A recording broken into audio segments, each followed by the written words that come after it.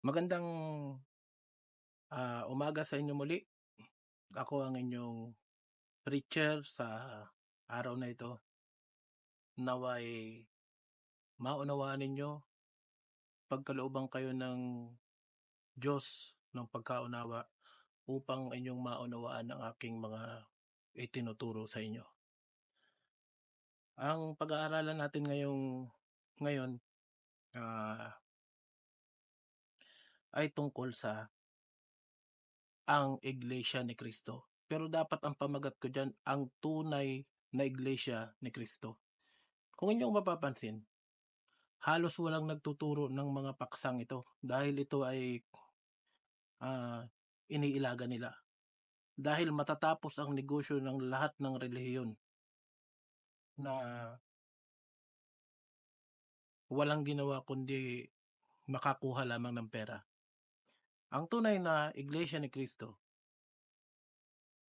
simulan ko sa aklat ng Matthew 16:18. Sa Mateo 16,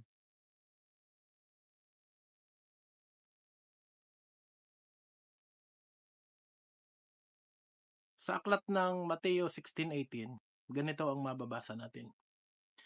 At sinasabi ko naman sa iyo na ikaw ay Pedro, at sa ibabaw ng batong ito ay itatayo ko ang aking iglesia, at ang mga pintuan ng Hades ay hindi magsisipanaig laban sa kanya. Dito po wag tayong magkakamali ng pagkaunawa. Malinaw ang Biblia. Sa pamamagitan ko, ituturo ko sa inyo. Dito sa Matthew 16:18, si Kristo ang nagsasalita. Siya ang nagtatag ng iglesia. Pag sinabing iglesia, ano bang ibig sabihin ng salitang iglesia? Ang iglesia ay called out o mga tinawag. Tayo yung mga tinawag sa katawan ni Kristo. Ngayon sa pagpapatuloy, tayo ay tinawag sa katawan ni Kristo. Tandaan natin itong sasabihin ko, si Kristo ay nagtatag ng kanyang iglesia. Tinawag niya ang mga tao. Ngayon, kanino ba dapat ipangalan ang itinatag ni Kristo na iglesia? Siyempre, kung sinong nagtatag, sa kanya ipapangalan. Kaya tinawag na Iglesia ni Kristo o sa English, Church of Christ. Si Kristo mismo ang founder, tandaan natin. Ngayon dito sa aklat ng Efeso 4:4, ganito ang mababasa natin.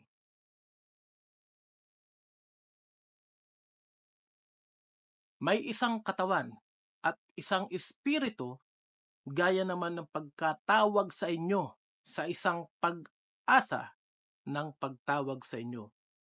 Isang Panginoon, isang pananampalataya, isang bautismo. Tingnan mo, tinawag tayo, may isang katawan. Ulitin ko, Efeso 4:4, may isang katawan. Isang katawan lang, hindi marami. Sapagkat si Kristo ang ulo ng iglesia, may isang katawan lang. Proportion yan dapat. Hindi pwedeng maraming katawan. Ay ngayon, ilan na ang nakatatag na relihiyon sa buong mundo? Noong kasagsagan ko ng aking pag-aaral dyan, nasa 20,000 religion all over the world na. Pero isa lang ang itinatag ni Kristo na kanyang iglesia. Yan ang patuloy kong ituturo sa inyo. Efeso 4:4, may isang katawan at isang espiritu, gaya naman ng pagkatawag sa inyo sa isang pag-asa ng pagtawag sa inyo. May isang katawan lang. Alin ang katawan na tinutukoy? Lipat tayo sa aklat ng Kolosas 1:18. Ganito ang mababasa natin. Sundan po ninyo. At siya ang ulo ng katawan sa makatwid bagay ng iglesia, na siya ang pasimula, ang panganay sa mga patay, upang sa lahat ng mga bagay ay magkaroon siya ng kadakilaan. Malinaw. Kolosas 1:18. Siya ang ulo ng katawan. Sino yung ulo ng katawan? Si Kristo na nagtatag ng kanyang iglesia sa Matthew 16:18. Huwag tayong paliligaw.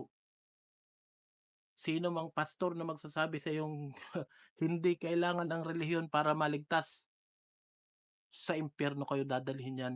Huwag kayong maniniwala. Sa akin kayo maniwala. Ito, itinuturo ko sa inyo ang katotohanan. Hindi ko kayo dadalhin sa impyerno dahil ang dugo ninyo, nakasalalay sa kamay ko kapag hindi ako gumawa ng paraan para mailapit kayo kay Kristo. Sunod na talata, Kolosas 1:24. Paki-take note na lang po, may ballpen kayo, may notebook kayo. Kolosas 1:24, ganito ang mababasa natin.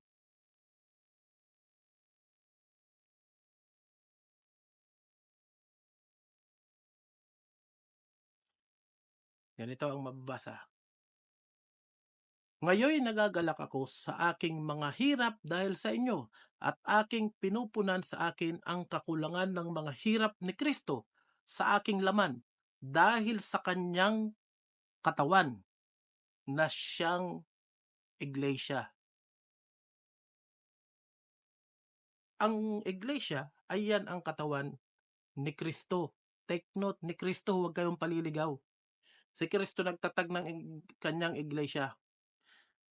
At ang kanyang iglesia, tandaan natin, ay hindi yan nawala, naputol. Sa aklat ng Daniel, nakasulat na ang kaharian ni Kristo o ang kanyang iglesia ay mananatili magpakailan-kailanman. Tingnan ninyo ang ginawa ng mga tao. Sasabihin ang iglesia ni Kristo na wala. Ganon sila walang tiwala sa kapangyarihan ng Diyos na ating tagapagligtas. Yung itinatag ni Kristo nawala o itinago o naubos. Yung first century Christian ang sinasabi ko. Kaya nang nawala, itatatag nila ulit ngayon ang founder na ay tao. Huwag kayong maniniwala. Tandaan ninyo ang mga sinasabi ko sa inyo. Sa pagpapatuloy sa aklat ng Efeso, aklat ng Efeso 5:25, ganito ang mababasa natin. Mga lalaki, ibigin ninyo ang inyong asawa gaya naman ni Kristo na umibig sa iglesia at ibinigay ang kanyang sarili dahil sa kanya. Ganon inibig ni Kristo ang kanyang iglesia hanggang sa kamatayan. Basahin natin sa aklat ng Gawa 20:28.